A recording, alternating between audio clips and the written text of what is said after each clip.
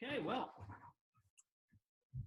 welcome to what is session 7 of our flying study of the parables. I can't believe it's 7 sessions in already, but today we're doing one, as we sort of did last week, that is, what can I say? It's one we all know, it's one we all love. We've been taught this since we were kids. But there's a bunch of stuff that we're going to get into with this parable today, the prodigal son. But one of the interesting things is it's one of those parables that's named, we call it the prodigal son, and yet that never actually appears in the parable itself. It was first given that name by one of the church fathers named Jerome. This is in the 4th century, okay, and he kind of referred to it as the parable of the prudent and the prodigal sons. Okay. Also interesting to note that in the Coptic churches and in the German churches, they don't call it the prodigal son. They call it the parable of the lost son. And I love that because it invites us right away into that question, which one of the sons is lost?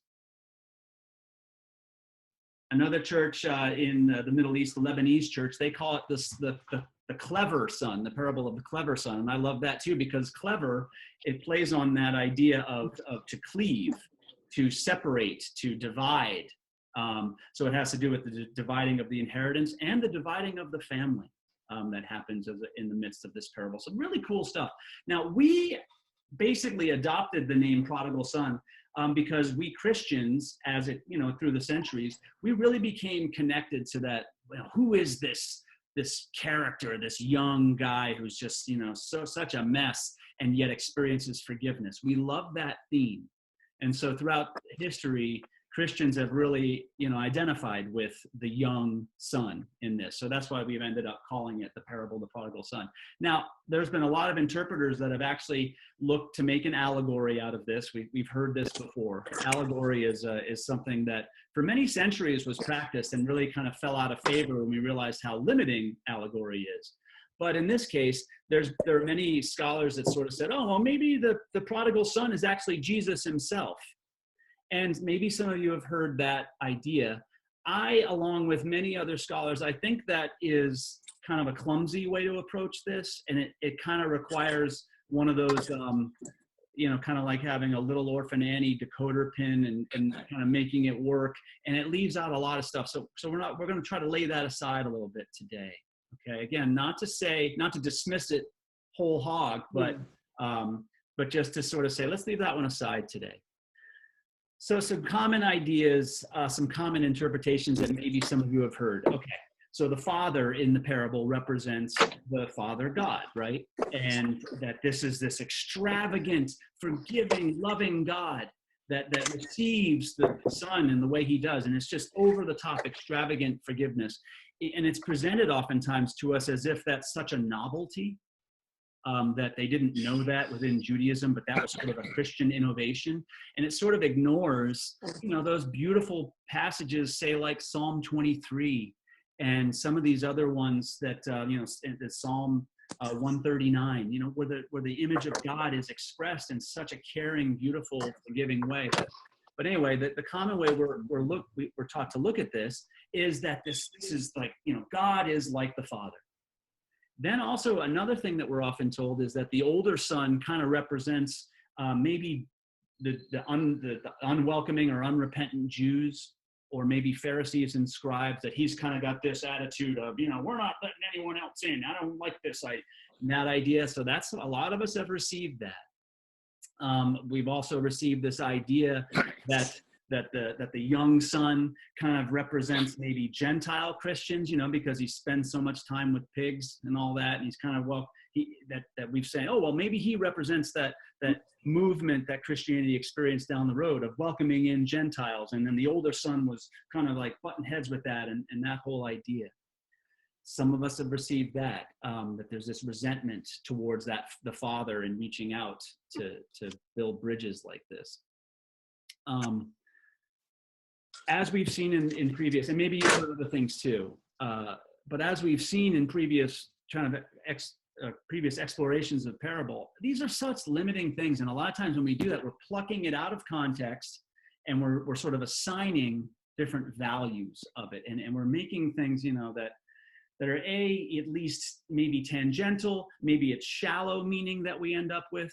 And in this case, some of the stuff we've been taught really plays on some stereotypes, especially stereotypes of Jews that I want to just we got to be careful about where we take our meaning here, and just let's lay aside those stereotypes. Let's try to even approach this so as if it's not really an allegory. Okay, let's look at it like that. And then secondarily, we'll look at it as if it's not really about this idea of repentance and forgiveness necessarily. I think it is about that, but I don't know if it's primarily about that. I don't know if that's the deepest meaning. So what if it isn't? That's what we're going to kind of look at it today. What if this really isn't about only repentance and forgiveness? Luke says that's what it's about. That's why we go there. Okay, Luke says that. But what if it's more than that? What if this isn't really about, because I don't think it is. I don't think the first century audience would have seen, oh, this is a comparison between sort of the works righteousness of the older brother and the received grace of the younger, that we can't earn our favor and love of God, that it's just this incredible grace. I don't know that the parable is really comparing that either. And I don't think it's comparing this sort of, attitude about Judaism, this crossed arms, you can't come in attitude, and the sort of Christian universal welcome everybody kind of approach. I'm not sure that it's going there. Or I'll at least say, I don't think that's the deepest level of meaning. So today we want to kind of lay aside maybe some of the stuff we've been hearing or taught and sort of just appreciate, all right, how would this parable have been received as best we can tell in its original context? What would people have been taking meaning out of it? And what can we do as moderns to look at it and just allow it to be exactly as it is? And what is it saying to us? I think what that ends up doing is it takes what can be a parable that expresses good news and it makes it better or even more powerful news. Okay, so those are my opening comments. Now I want to open it up for you a little bit. If you have any questions or comments that you want to start with before we get into reading the parable today. I see Bonnie. I think I saw, Bonnie. Go ahead, Bonnie, and then Jan. Well, a couple of things popped in my mind. The first thing when I first start reading it is being a parent of an adult child. And if my child came and said, I want half of my inheritance now, I'd be like, wait a minute, I might need that.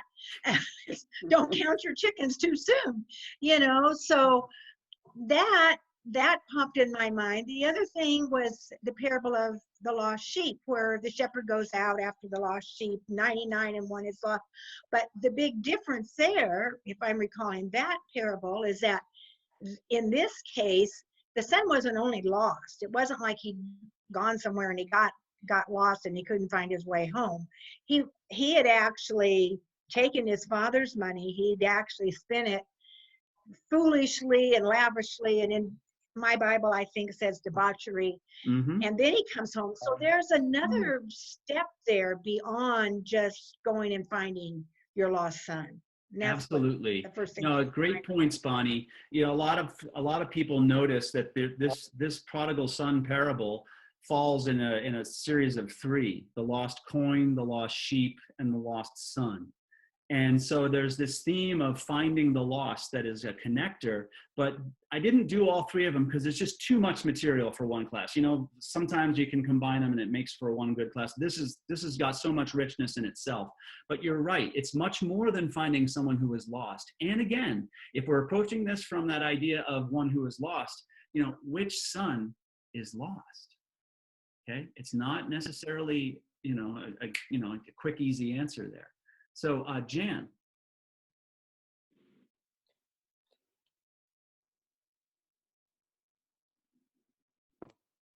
Jan, are you still there? I see you kind of blipped.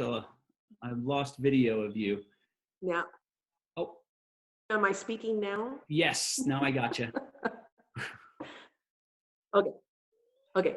I just want to say I'm glad we're diving into this one because I don't like it. I've never liked it. Growing up, I identified with the older child, thought he got a raw deal, and the flitty little brother goes out, does his thing, comes back, and So I hope I end up liking this one, because I'm going into it not liking it.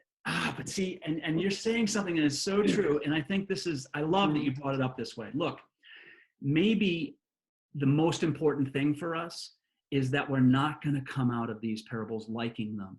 And maybe that's exactly the point, that we're not supposed to like them. And if it's too easy to like them, and I understand what you mean, Jan, it's not just about liking it because it's an easy message. Sometimes we like the challenging messages. Sometimes these things just hit too close to home. Sometimes it reminds us of our painful experiences, whether in our families or whatever. This is all important. And again, it sort of connects with what I mentioned in the sermon and what we've talked about in our studies so far. What our life experiences are, what our lenses we bring today to these stories, they will impact where we intersect, where we connect with the particular characters and the messages. So that's all relevant stuff. But I love the fact that you named it in a way that I think a lot of us would resonate with, Jan. We don't always like these parables. And I think this one is unpopular because it strikes us in many ways as really unfair. And maybe that's exactly how it should, strike us, because it throws us off. Okay. And that's maybe what the point is. So I hope by the end you come to a place of, well, anyway, I just hope you're with us by the end. Okay, Jan, just stay with us. That's all you need to do. I see Barb Tellman. I'm just always looking and seeing who's suffering in this parable. And I see three people suffering. I see the father who's lost his son. I see the older brother who's working to get ahead and get the inheritance. And I see the younger brother who truly is lost. And I wonder if the message is to all three of those suffering people. I think you're right on it here, Barb, and that's a sensitive read there. And again, if you just read the story without any title, I think you can see what Barb just named. But a lot of times when we read this, and because we see prodigal son, what do? We focus on that son. We also see that Luke is saying this is a parable about forgiveness, repentance and forgiveness, and if we see it as that, well, we can focus it on a much more narrow way. But I think what Barb just said is very true. And that is that there's much more happening. Each character is experiencing something of import. And we would do well to pay attention to all of it. Good. Anyone else?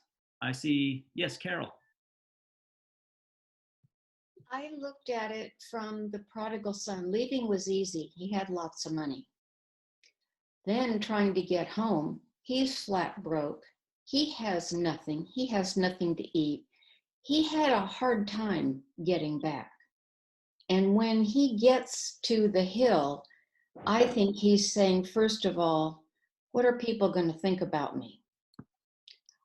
Will my dad want me? Will my brother want me? Will my family want me back? And he probably has to think hard and fast before he steps back, because he realizes he's in a very delicate situation about being rejected again. And I think we've all had times when we wonder, when we've done something, how will I be perceived now? Yeah. You're speaking something that a lot of people have grappled with within this. And I'll say this, these parables don't always give us, or they very rarely give us, those sorts of insights. They don't tell us what interior grappling or motivations that these characters often have. But Carol, they do invite those questions that you just asked. They invite us to those places. And I would say that they even provoke us to those places. Mm-hmm. And so that's our job today, is to notice, where are we being invited to really look at today? What are we being provoked to see? And as Jan said, it ain't always comfortable, and it shouldn't be. And that's the point of doing this. That's why this has lasted so long. It's not supposed to be comfortable. But if you want to see what the vision of what God's kingdom looks like, it's going to be stories like this that are going to stir the waters, churn the soil, and ask us to really look more deeply at our relationship to all of what we're hearing and seeing today. Okay. Anyone else?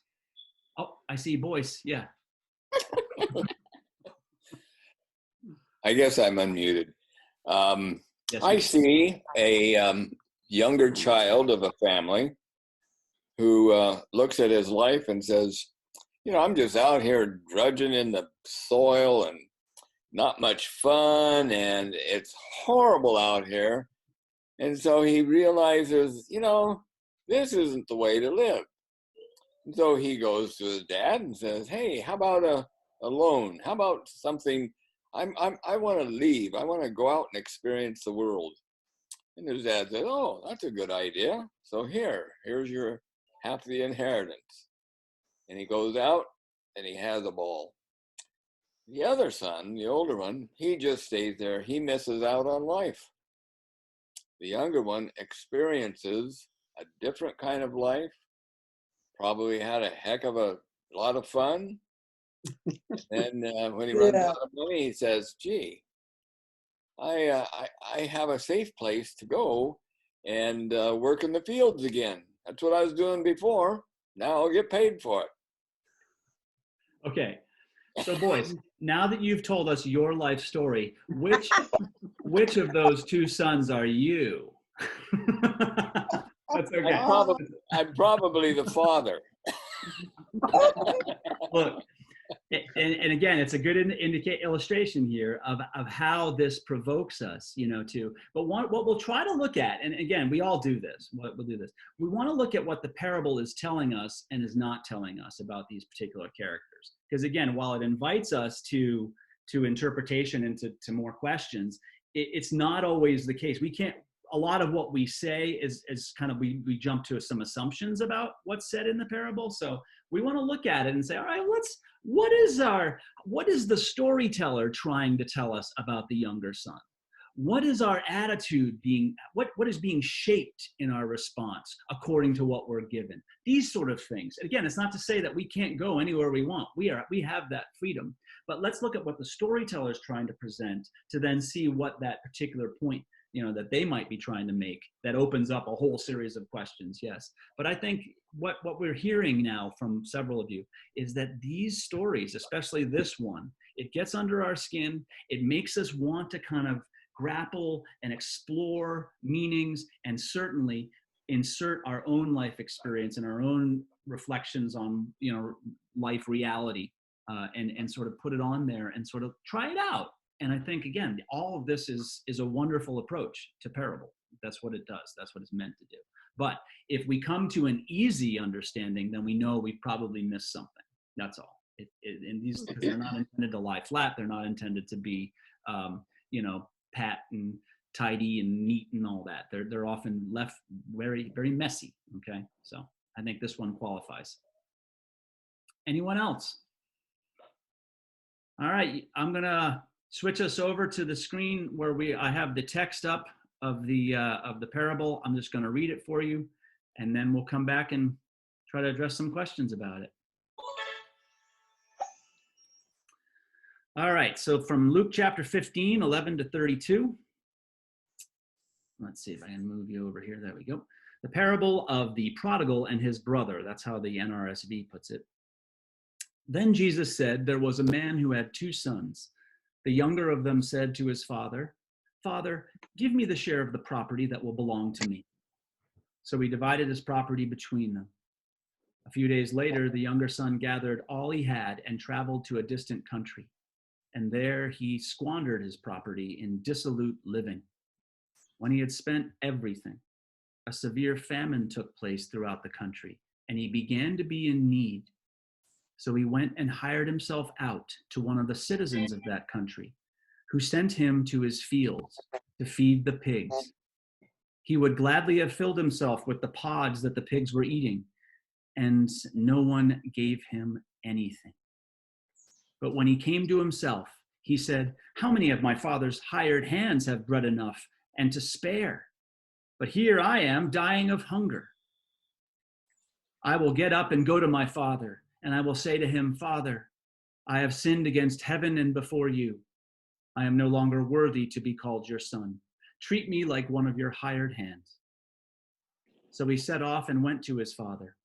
But while he was still far off, his father saw him and was filled with compassion. He ran and put his arms around him and kissed him. Then the son said to him, Father, I have sinned against heaven and before you. I am no longer worthy to be called your son.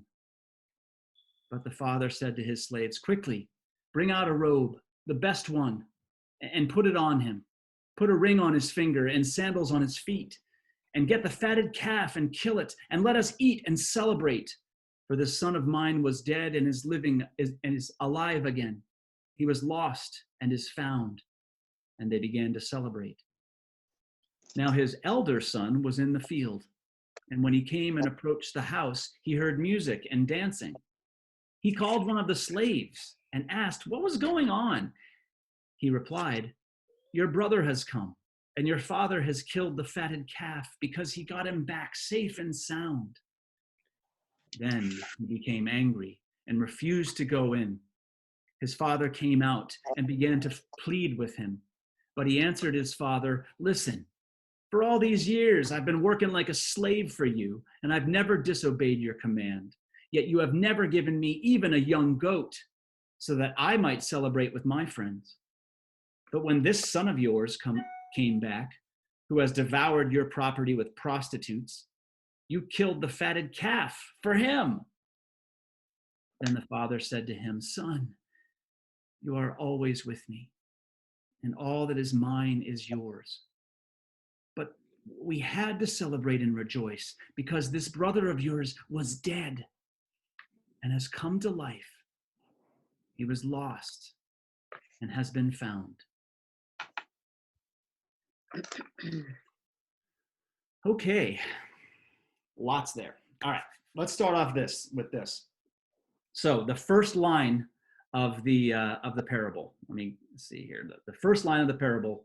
When you read that first line, what biblical connections are being made with the first line of that parable? And do you know what the first line is? What is the first line? A man has two sons. Yeah. What is the storyteller wanting you to make connections about right then and there? You're like, what? Wait a second. What is this? What does it mean when you hear someone say, a man had two sons? What connections would you make?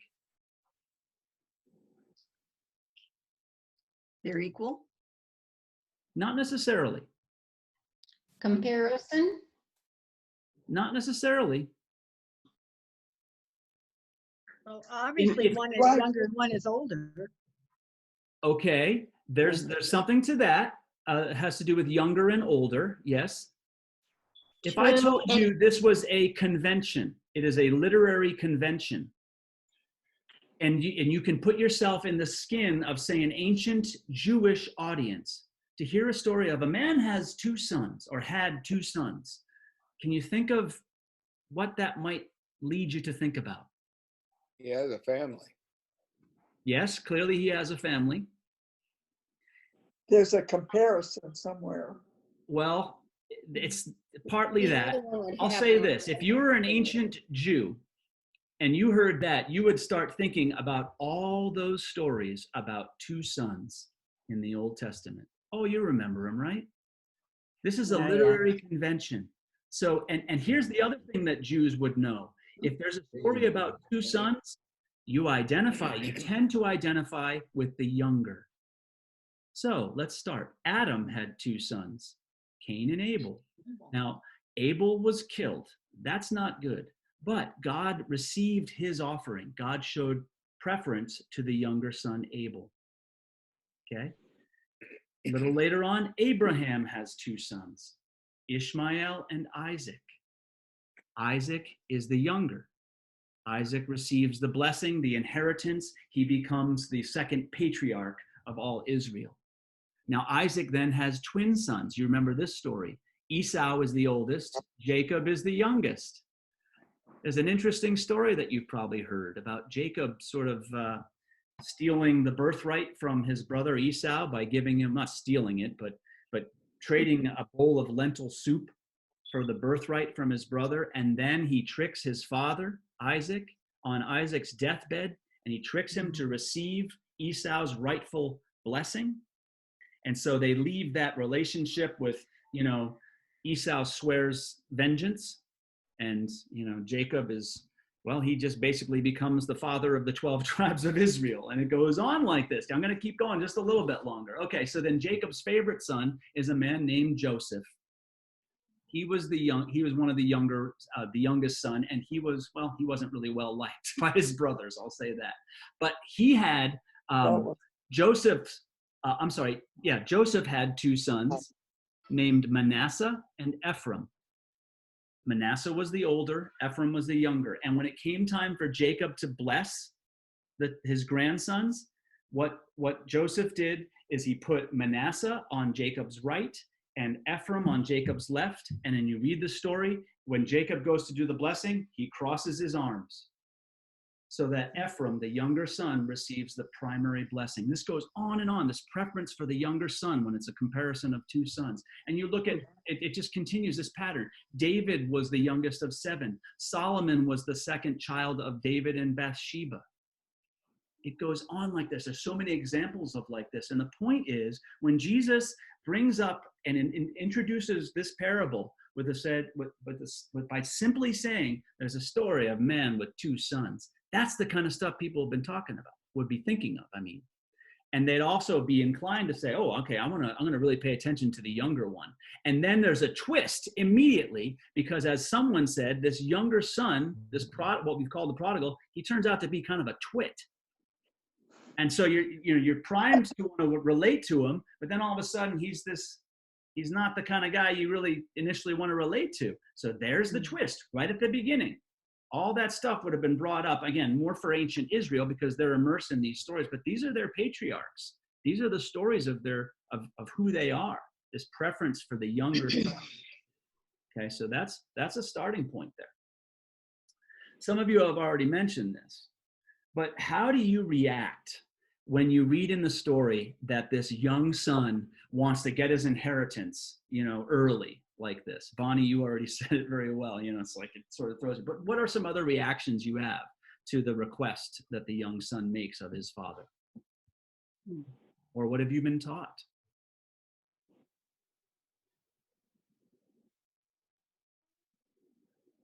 Is it seen as an insult?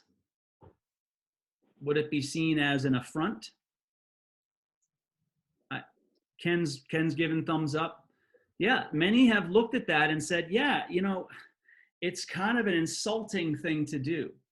Maybe you've heard this, that there's an interpretation that to see, that to ask your father that early is basically to wish he was dead, because typically you don't receive your inheritance until the passing of your parent, your father. Now, I want to be very careful that there's no indication in any of the Jewish literature that's not supported, the idea that he wishes his father were dead. But at the very least, you could see this as, hey, this is potentially insulting. It's like a slap in the face. But how does the father react? Does the father react as if he's been insulted? No, exactly. Again, this is one of those places where here's what the parable's giving us. We can lay on all sorts of layers. It might be insulting, but the father doesn't react that way. So what that's saying is the storyteller doesn't really want us necessarily to go down that path. It might not be about that. It might not be about the insult to the father. It might be about the character of the young son for sure, but it might not be about the insult to the father. It might be about what he does in response to the son. And the way he responds is he simply divides it up. Now, custom would have said that he would have given 2/3, a double share to the oldest son. And so then 1/3 to this younger son. It just says it was divided. It could mean that he gave him half. It doesn't necessarily mean that. It could mean that he just gave him his share. Okay, so, but he does it. He just kind of hands it to him. So that's, it's kind of pushing some buttons still. And our attitude towards the young son is, it's at least, we're at least he's getting under our skin pretty quick. And then it goes into what he does. And I want to say this, we know what he does. It uses words like debauchery and kind of I forget what it just said. There's a couple other words. He just dissolute living. That's the one I was trying to think of. Dissolute. He just sort of he lives high on the hog. He sort of loses everything quickly. And then what does the story say is his problem? And I will say this: the story really focuses on two particular problems. What is the problem that he experiences, or are the problems?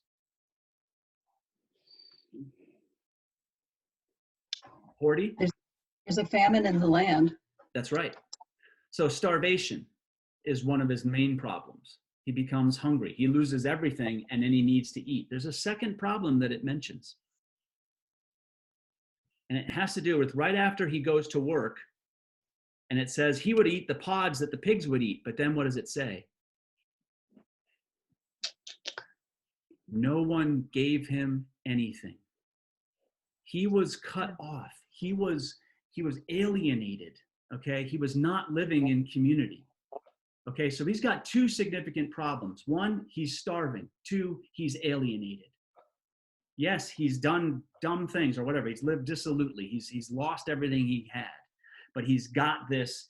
These are the problems that the parable is naming that he is facing. Okay, starvation and alienation. We miss often. We kind of skip over both of those sometimes. The whole idea of a famine. I think in our at least in my memory of hearing it, I remember he gets the inheritance. I remember he goes out and wastes it, and then I think, oh, he comes to himself and he wants to go back to his dad. But the famine part is crucial, and the not getting anything, no one giving him something, is also very intentionally stated. So those are the two things that the parable is talking about. Okay, he's starving, and he's alienated. He doesn't have anyone to help him. So then he goes, any questions or comments? I don't want to overstep someone. Yes, Horty. I can't. Can you hear me? Yeah. Okay. Okay, now I lost my thought. He has not, in spending all that money, created any relationships whereby anybody would give him anything. So not only has he spent the family inheritance or whatever, but he's not endeared himself to anyone. He hasn't done anything where anybody would give him anything. I mean, that's kind of a poor me, nobody would give me anything. Well, you make your bed, you lay in it. I'll say this. I don't know that we haven't really been given a poor me attitude by him. No one would give me anything. But what we have seen, I think you're right on it. He has lived self-indulgently and self-centeredly, so that he has not created anything that would lead to deeper connection. He has lived for himself and really only navel-gazing is what we're seeing. That's what we've been giving. His request of his father, and the way he just goes and spends it and blows it. And it's all about him. Clearly, he has not made connections. He's not made inroads with, because he hasn't lived that way. He hasn't reached out that way. Okay. And I saw Bonnie. I think I saw Bonnie, and then Marilyn.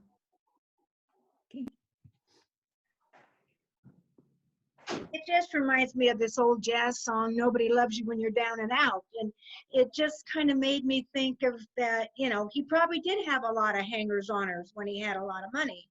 But then when, all of your money is gone, and I can't remember all the lyrics of the song, but but that's what it essentially says, is that once you're down and out, nobody's around. But then if you get back on your feet again, then suddenly people come around again. So he, just like Horty said, he hasn't really, created any true relationships. That's right. And what it mentions is, and I can't remember if it mentions this in the beginning or at the end only when the brother mentions prostitutes, but what is a prostitute? A prostitute is a relationship that you pay for.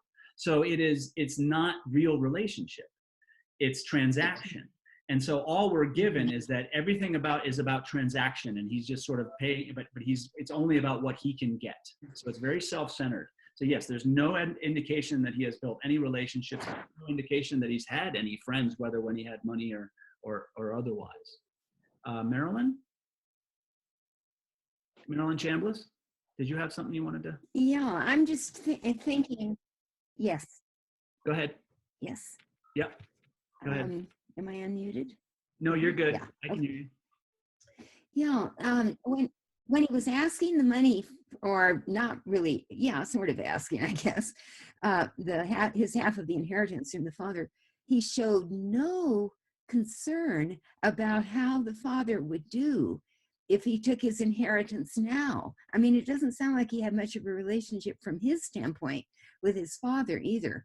So then he gets down and out and nobody will help him. Well, you know, Yeah, those are the sort of relationships he has with people. that's right. Well, I mean, he says it all when he goes to his father. Okay, we're not given anything about his relationship with his father, but what he Mhm. says is, I want. Hmm. It's all about him. And so I think you're on. So far, all the comments are recognizing that we're being set up to really not like this young guy. He's, again, self-indulgent. He's probably been indulged. He could have been, but he's self-indulgent, self-centered. And he just sort of goes and he asks for what he wants, and then he goes and he blows it his own way, or he spends it his own way. And then he ends up, spending time having to get work and work with the pigs, right? And Well, that's, it isn't a bit surprising that nobody would help him. yeah. No, and I think as listeners, we are, well, then again, it depends on where we're coming from. It depends Yeah. on where we're coming from, because where he is at the point where people won't help him, Marilyn, he's blown his money, but then he's gone and gotten a job and he's now working on a farm. They may not know the whole story. And so what is being said there is that where he is there in that space, he's not receiving any help. So the bridges have not been built, whether out of his actions or whether out of the actions of others around him. It just hasn't been, the connection hasn't been made one way or another. So this is where it stands. And then all of a sudden, we have this shift in him. Okay, that part of the story where the shift happens. And I want to ask you, is the prodigal contrite when he starts talking about going back to his father? Is he contrite? I don't think so. That's Anne. You don't think so? Yeah. Can you say more? No, Why don't you think so, Anne? Well, he was arrogant in the first place, and he maybe doesn't think that he deserves any help. I find those thinking things off the top of potentially my to be at odds with each other, actually, because if you're arrogant, then you might be arrogant enough to say you deserve the help, So I don't know. I resonate with, he does come across as sort of arrogant, self-centered, but I don't know that he says I'm not, when he says I'm not worthy to be your son. I don't know that that's actually a statement of humility. Any other comments? I saw some other He hands. might have been looking for sympathy too. Was there another hand or two? Yep, Bonnie. He does admit that he sinned against his father. So that makes me think that there's some acknowledgement of, if not true remorse, at least of wrongdoing. And a lot of us have been taught this. Okay, since Luke sets this up as a parable about repentance and forgiveness, a lot of us are sort of taught, especially with a modern lens, to look at this and say, oh yes, see, he asks for forgiveness. We take it at face value. But if you were a first century learner or hearer of this parable, I think you might have heard it differently. Because if you go back in the book of Exodus, you will find when Pharaoh is trying to get out of the 10 plagues, he keeps saying to Moses and Aaron, I've sinned against your God and against you. Please forgive me. He is not contrite at all the entire time. Pharaoh is known for his hardness of heart. He's just trying to get out of it. The line that the prodigal says is so similar to that, it might be one of those clues that the storyteller is trying to give him, that he's not contrite at all. Here's another thing. That phrase where it says he comes to himself, I don't know if that's what your version said. I think that's what it said in the NRSV. When he comes to himself, it is not a sort of a humble reckoning. It is more, the connotation of that is, aha, I've got an idea. It's more an element of conniving than contrition. Yeah. Okay, so Anne, you're sensing, and I know that some of us have been taught that we see that what he's doing is he's rehearsing. And some scholars, there's one that put it in, I love the way you said it, said basically, here's his strategy. I'm going to go back to daddy and I'm going to act all religious. That's basically what many are seeing in the way this is set up. Again, because of that coming to himself and because of that connection with Pharaoh and the line that Pharaoh had. Look, maybe what this is trying to tell us is the prodigal had no more change of heart than Pharaoh did. So it's all just an act. And maybe that the way that probably provokes us and gets under our skin and makes us like this even less, as a parable, maybe that's exactly what it's supposed to be doing. Okay. So any questions or comments about that? Marilyn. Well said, Yes. Dan. Thanks, Andy. Go ahead, Marilyn. My version says when he came to his senses, and that seems to me to be even more in line with what you're saying. All of a sudden he's seeing clearly. Uh-huh. And How can I get out of this? How can Yeah. I get out of this? And that question itself can be one of humility and contrition or one of something else. And again, there's some Manipulation. clues that suggest that maybe this isn't on the up and up. And I think that makes for a much more provocative story if he is just kind of conniving. Okay. Anyone else? Any other comments about that? Peter. It reminds me of my actions as a slightly younger man when I was in deep, deep trouble, saying to God, if you get me out of this one, I will change. I will dedicate my life to you. And that's a powerful statement, Peter, because oftentimes it's only in hindsight where we can determine if that new leaf we just flipped over is actually a new leaf or it's just going to be a leaf that's flipped over and over and over. As we all know, whether it's in ourselves or those other people in our lives, there's always people that are turning over a new leaf. I'm going to change. I'm going to be different. I'm going to be and we don't always mean it, or we're not always capable of getting there. So yeah, there's a lot to this, isn't there, as we look at it. So let's look at the father and the way when he goes running out to see the son. Oh, Steve? I was just going to say, I've been focusing on the father in this parable, and it seems to me this is an example of unconditional love. Amen. Yeah. Although I have to tell you this, there's an attitude about the fact that he runs that is a strain of, it's like a strain within biblical interpretation that is like, it's kind of wild. And I wonder, like, have any of you heard anything or have any sense of what, the idea that the father is running can mean in a negative way? Steve just named one of the ways that it presents this positive kind of unconditional exuberant love, but can you think of any way that would be seen as negative? In our world, it's tough, but in the ancient world, fathers had a much different role in the family, and to do this was seen as undignified. It was seen as almost shameful to be running out like that. Some interpreters have said that it was sort of to run in a cloak like that would have been to reveal his legs. I mean, it was like, I've seen all these crazy things as if that was, and they look at it as if this is shameful that the father does this. The father is acting like a mother here. That's what people are saying. Reading this, and I'm just like, wow, that is I don't know if that's really what it's trying to, I resonate much more with where Steve went with it. But there's a whole strain of interpretation that looks at it like this. There's even one extreme interpretation that I saw that explains that the father actually goes running to the child, to the prodigal, in order to save him from the other neighbors who would come out and want to stone him because they're so upset with him for treating the father. He's actually running out to embrace the kid to protect him from the neighbors. And again, all of that's doing is playing into those stereotypical attitudes that we have about the Jews that just can't, it's all about following the letter of the law and, that sort of thing.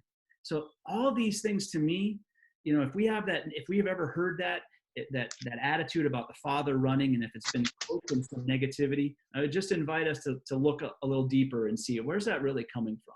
Because I think that the parable, and many others do too, is presenting the father in a much more just effusive, positive, break through the barriers light. And in fact, there are some rabbinic stories of the time of that 1st and 2nd century that are really beautiful, and they're about a father that wants to reconnect with a wayward son. And the way the story is, the father writes to the son and says, look, you don't have to come back all the way. Just come as far as you can, and then I will run out to meet you where you are. And it's just like, that theme is so beautiful, and I think so biblical. That theme is presented in many ways in the Bible. When we make that effort, God will rush out to meet us, halfway or more. And that's sort of, there's something there, I think. There's something there. It's not just, this isn't about just the honor shame stuff. The father runs because he is that willing to receive this son. Okay? So then, if it's not necessarily at its deepest level a story that's about repentance and forgiveness, right? If the son's kind of coming back and he's not really repentant, and it's not really about the forgiveness aspect, at least at its deepest level, then what is this? What would this story be about? What do you think it's really about? Manipulation. Well, it involves manipulation, Annie, but I don't think that the point of the parable is to end there. What's the takeaway? What is this trying to show us? What is it really about in terms of the deeper goal? Horty, and then I see Birdie. You don't have to earn God's love, and you can't earn God's love by staying home and being the older son. That no matter what you do, you can't earn it, and you can't get away from it. Those are definitely elements in there. That because the way the older son acts and the way when he speaks to his father, and that the way that the younger son behaves and all that. But I don't know if those are the most sort of the bigger picture that it's trying to say. I think those are a part of it, but I think they feed into something even bigger than that. Birdie? I think it's the tremendous joy that the father feels. He can't help but run out because he's so joyful to see his son. What's the joy? What is the joy caused by? By the son returning. Yes. He doesn't care what he's done, where he's been, and even if he is contrite, he's just joyful to see him. Yes. Okay. So they're both, what you both said, Horty and Birdie, are deeply connected. But I think what Birdie just named to me is the bigger picture. The fact that the son returned, it's a story about reconciliation. Our forgiveness and our repentance, what is the point of those? It's not just for our well-being. No, it's because it brings us together. It brings us toward reconciliation. Now, here's the thing. When we take off some of the layers of the story that we've been taught, and we kind of try to approach it just, for being the story itself, it doesn't really leave us with a clean response. It never resolves the reconciliation, does it? It leaves us with so many open questions at the end, doesn't it? For example, say you're identifying, what if you were the older son? Do you ever go into the party? The story never tells us. You weren't even invited to the party. He finds out because of the slave. He's upset. He's like this outside. Does he ever go in? And then what will happen to the family when the father eventually dies? And this primary heir will then have control of the family. So will this prodigal twit of a son maintain the being part of the family that the father has elevated him to, or will the older son finally put him back where he belongs and maybe put him with the hired hands? That's a question. We don't know. The relationship, he's named that he's upset that the father elevated the younger son. We don't know though. That's where we identify with the older son. He's the one that acted the way that we all were taught that we're supposed to act. And things didn't work out so well for him. Okay, those are the questions, some of the questions that pertain to the older son. What about what if we identify with the Father? What if we are in our own lives? What if we identify with, with this Father, and we find that our own children are lost? What is the way he pleads repeatedly? Is that enough to bring this child back? And what is enough? What works? Well, How do you, as a father, convince a child that has never felt loved? How do you convince them that you love them? The parable shows us that indulgence doesn't buy love, right? The young son shows us that. And the parable also shows us that withholding indulgence does not guarantee, it stifles love. That's what the older sons experienced. So the father is left in this very difficult, unresolved position. That he is desperate and searching to find wholeness again in his family. That's what he's doing. That's what he's trying to do. But is it resolved? No. Last person that we sometimes identify with, what about this twit of a younger brother? Okay. What about this guy? What do we make of him? Look, the way a lot of us preachers look at this parable is we make it all neat and tidy, as if, well, the young son, he had a change of heart, and he was devastated. I can't believe what I did, Father, and now I will receive your grace and take my place humbly in the family again.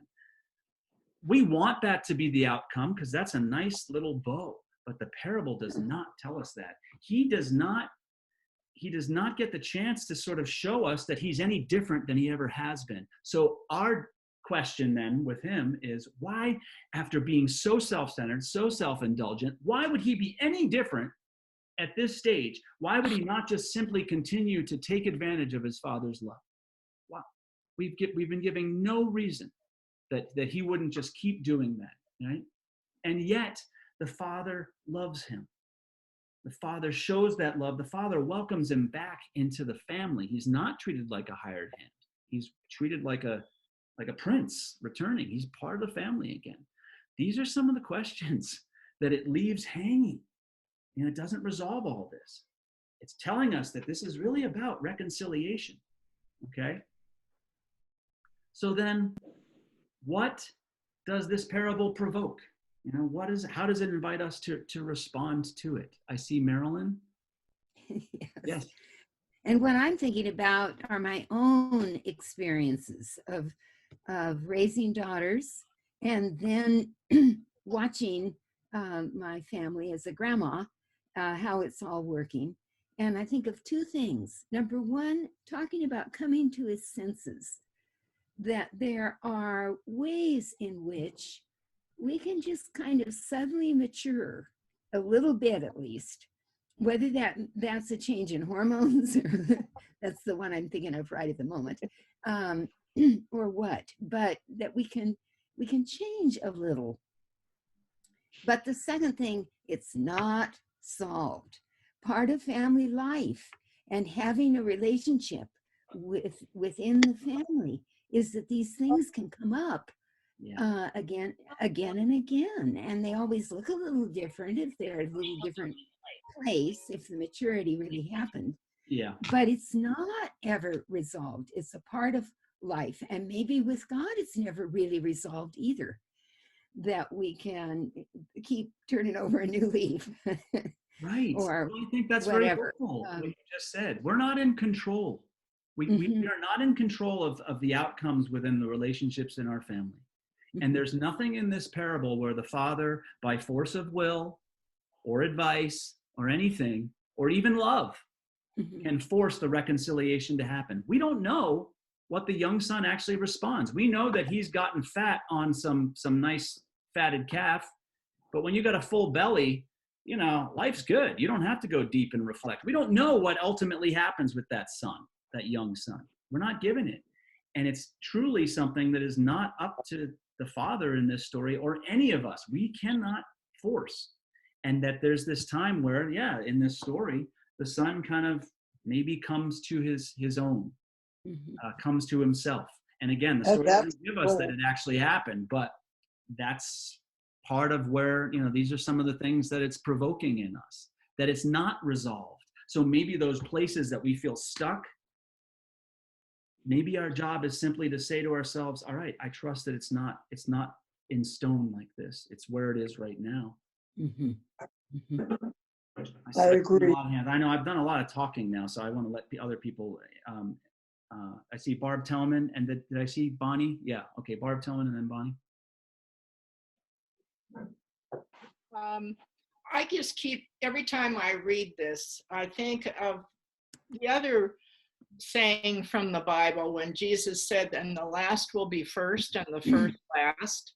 And I always compare these to the prodigal son and that saying. And I just wondered what other people thought of that. Yeah, I can see some resonance in these two, particularly in the two sons. And in some ways, both of the sons are lost. Both of them are lost. Both of them have this attitude like they should be first. The young son in the way he acts, and it's all about him. And then the older son in basically the way he acts and saying, hey, I've been doing this my whole life. I deserve this now. Yes. That sort of thing. So yeah, I see there's some resonance of that, that last first dichotomy there. But these are some of the questions, again, that it provokes in us. One of the questions it provokes in us too, and how does it invite us to respond? Maybe it's asking us to notice that the one who might be lost in your family might still be in your household. Maybe it's telling us to do whatever it takes to go and find that lost child, and then not worry, to celebrate with that child and invite others to do so. Because maybe by inviting community to happen, like they do in this barbecue that they have for the young son, maybe that's a way of trying to head off the possibility that this child might be lost again. Maybe this is asking us to say, don't wait for an apology. Like the father doesn't wait for an apology before he runs out to the son. Don't wait for an apology before you seek reconciliation. You might not get You're one. not going to get. You might not get one, Annie. That's right. And then also, what if it's saying to us, don't wait until you can muster the ability to forgive, because that might not happen either. Don't stew like the older son does in this sense of being ignored and overlooked, because there's nothing you can do to change what happened.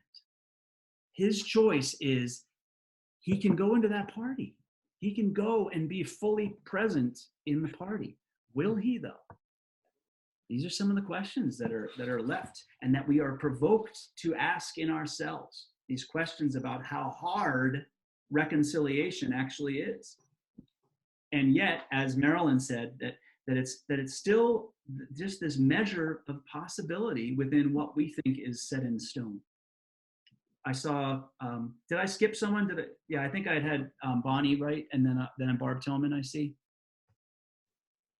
Well, I've never thought of the story in that way. The whole tradition has been he was repentant, the father forgave him. And hearing it this way, it just brought a couple families, one in a relative, another a friend, where in situations, I think as parents, we want to help our kids. We always want to help our kids. And I can think of these two families where the youngest child, both families had 4 children, but the younger one really took advantage, and the parents sort of kept giving him more because they wanted to help him. And after those kids never changed. I mean, they never were really repentant, and they both ended up in real messes. And because that's just how they lived their lives, and no matter what their parents did and how much they took advantage of their parents, they were really taking advantage. That was just their character. And I'd never thought of that when I heard this story before. Yeah. And I love this story because it's so down to earth. This is about a messy family right here. This is about a mess of a family. And what it's saying is maybe in those places where we don't know what to do, You know, this father has begged and pleaded, and maybe it's like the parable. It's saying, okay, in the places where you don't know what to do, have a barbecue, get people together, and if reconciliation and forgiveness happen, then awesome. But really, we don't get to control that. And by doing these things that at least get us together, we plant the seeds for the possibility maybe down the road. And isn't that what our job is? We're sowers. We're seed planters, and that's what this is calling out of us. Maybe that continue to put the seeds out there, because otherwise we will stay in the lost and the dead ways of being, and we know that all too well. And again, I'm not belittling how hard this is, what it's asking us to do. And I know why we don't like this parable, because it hits very close to home in what it means to be a person who practices what Jesus is preaching. I get it. But maybe that's what it's asking us to do. We don't get to know the outcomes of this. We never really get to see the outcomes of a lot of what we do as individuals, as members of church communities, in our families. But this is one of the things it's saying is keep throwing the seeds of reconciliation like that father does. Any other places that this is provoking in you? I see, I'd also, my screen keeps changing, so I think I'd actually see Barbara Tellman first and then Bertie. Go ahead, Barb. Oh, okay. So the other thing I see, and I see all the things that you said and other people have said too, but the other thing I see, which maybe is a sign of my own problems, I see that we're all called not to judge, because this is a parable about judgment too. I mean, if you read it, you've got instant judgments of all the people in the parable. And for me, that's a message as well. And, you know, maybe we need to come back into the middle and try and live without judgment. I think you're so onto something here with this, because yeah, what does judgment do? It strengthens the dividing lines, the walls between us. And what is this parable trying to do in its own messy, unresolved way is break down those very walls. So yes, just removing judgment, and primarily removing self-judgment a lot of times, especially if this is, you know, where we relate to all the different characters in different ways in our own families and situations. Break down the judgment, or release the judgment, so that you can have the hope of tilling the soil of reconciliation. Bertie? Yeah, with the older son and his attitude, it would be so easy for the father to say, well, you don't want to come in, then just stay away. But instead, the father does go and plead with him. And I think a father pleading with his son is rather humbling and maybe even humiliating in a way. Some have seen it that way, yeah. That might be a way of the father saying, trying to tell the son, don't you realize I would do anything for you? I'm willing to humiliate myself. I would do anything for you. Yeah, I think you're onto something, Bertie. And in fact, the Greek for that interaction there, the Greek word where my translation said son, the Greek word is actually teknon, which means my dear child. It's a beautiful, sort of just really heartfelt, he's just being vulnerable with his son. And you're right, he might have responded quite harshly. His son has just accused him and yelling at him, basically. And it's a very sort of emotional and even disrespectful, potentially, interaction. But the father's response, much like he responded to the younger son, the father's response was rooted in this desire for the bigger picture, and that is reconciliation. And I will do anything I need to do to help you return. I can't force it, but I will do anything I need to do to help it to happen. And so his response was totally based in that humbling, vulnerable love in that moment. And again, it's unresolved. All of this is unresolved. We don't know, is the son going to go in? And that's the power of it. Are we going to go in? Are we contrite? Are we, all these places that are we willing to take the risks and live vulnerably like the father? All of these places we're invited to go. And so as we're looking at this parable, it's sort of like, all right, well, where's the good news here that you were talking about? Why is this good news? Why is it good news?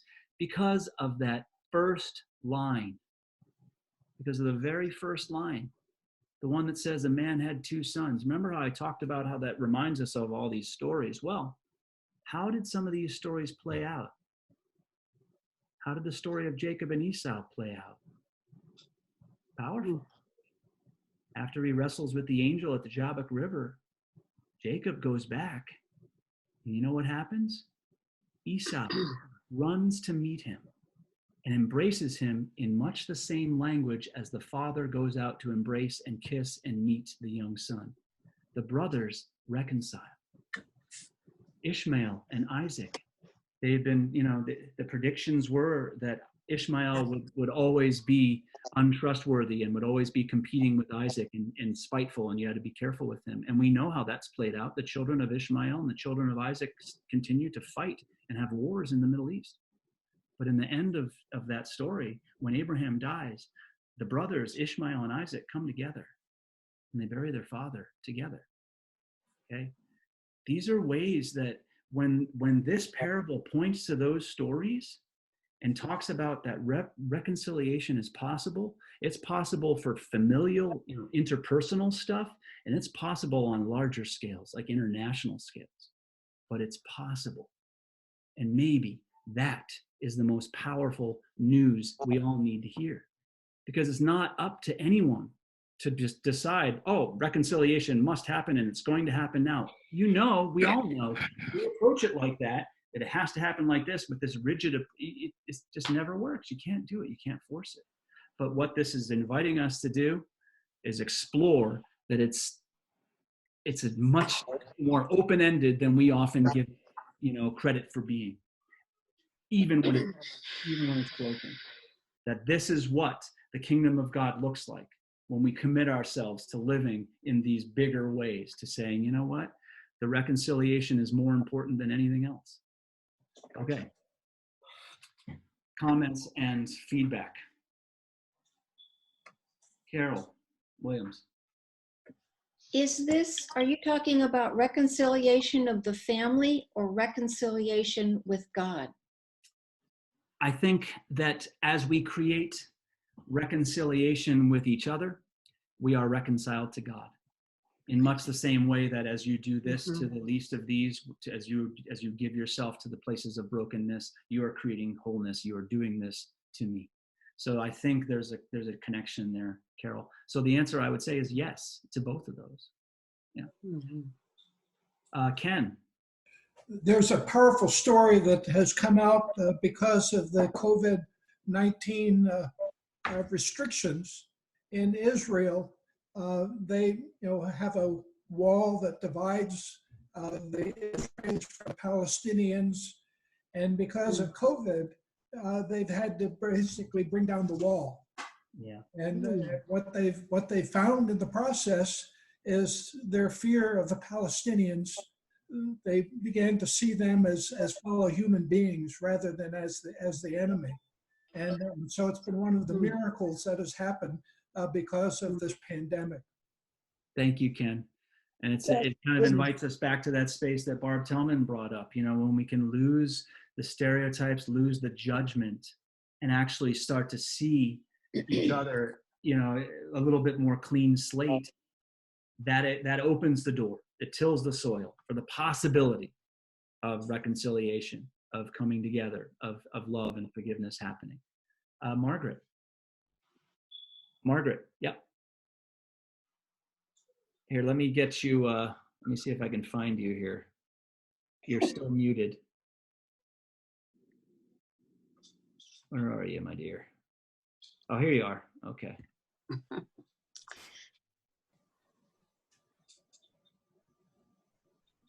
It's not letting me unmute you for some reason. I don't know why. Go ahead. Can you unmute yourself? He can't even hear you, I don't think. Here, I'm going to unmute all. There we go. I'm taking a risk. It's supposed to unmute everybody. Sorry about this, folks. All right, go ahead and try talking, Margaret. No. Maybe her daughter can help her. Where is she? Okay. I'll come back to you, Margaret, as it still says you're muted. And, Oh, now she's not. oh, there you go. Okay. Story. There. Oh, there she is. Now you got to start over, Margaret. It's too late for that. But anyway,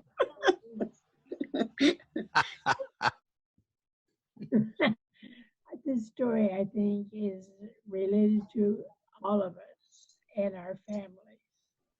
And a mother's love, no matter what the child has done, is always there. And it told me that with my own family, if I can welcome my son or daughter back into the family, then God welcome me back.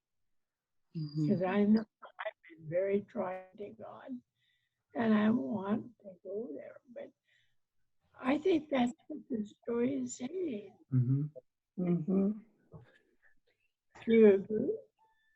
No, I think it is. It's very powerfully about that energy of focusing our energy not on trying to correct or be right or follow the rules, but to really focus on when we experience someone who is lost, our energy is toward searching for them and finding them and welcoming them back into a fold of love. Again, you can't force it, but make it very intentional that they are welcome. They need to be the ones that step. They need to be the ones that decide to enter the party, or whether or not they're contrite, all that stuff. But we're, again, the planting of that seed is what allows the possibility of the walls crumbling and of true community forming, so that we're not starving and alienated from the attention and the love of what it means to be alive. So, Horty? It feels to me like it's the same process that needs to be reflected back to ourselves. And that this is really about opening the doors for the ongoingness of process. Yeah, that's right. And that's precisely why I think that parables like this don't resolve themselves, because it is about that journey. It's about that way that we will intersect with this. And it is not about one thing. It opens up all this stuff. And so we reflect back on ourselves, that willingness to be forgiving and gentle on ourselves as we go through all these things and recognize our own lives and our own families in these stories, for sure. Anyone else with a closing comment? No pressure. Go ahead, Marilyn. I think it's so interesting that some of the parables are so powerful that they only appear in one place. Yeah. And nonetheless, we all have had experience with them. When I look at the list of books and chapters and everything in our assignments, it seems to be right at first that we had parables that were coming from a whole bunch of places, including Thomas. Yep. And some of those parables I was paying attention to for the first time. Uh-huh. Well, and I think that's even true of these familiar ones, that, as I've heard some of you say, when you can approach a story and say to yourself, wow, I'd never looked at it that way before. That's a good starting point. And then it doesn't mean that one way is right and one way is wrong, but of course it's just about the way we approach and the richness we receive from it. So I want to thank you all for the richness you brought to the conversation today. We're going to wrap it up here. For next week, we will be reading the parable of the shrewd manager, which is Luke chapter 16, verses 1-8. And until then, I hope you are all well and thriving. I look forward to seeing your faces next time. Thank you all. Thank you. Bye.